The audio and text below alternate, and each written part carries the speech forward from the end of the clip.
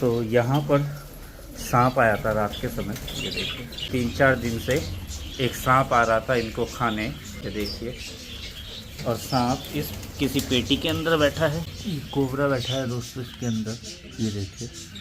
ये Indian spectacled cobra है और इसने यहाँ पर ना जाने कितनी चिड़ियाओं को मारा है।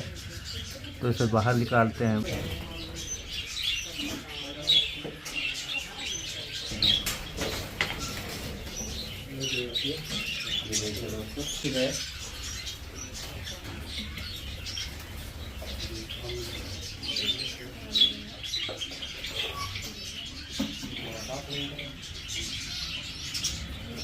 साइड में खड़ा है तो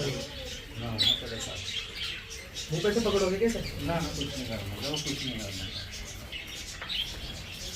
तो इसे हम बाहर निकालते हैं। हाँ गेट खोल दो आराम से, आ जाओ आराम से खोल दो आराम से।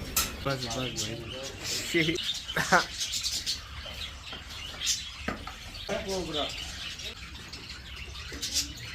ढक्कन दे दो जल्दी कर।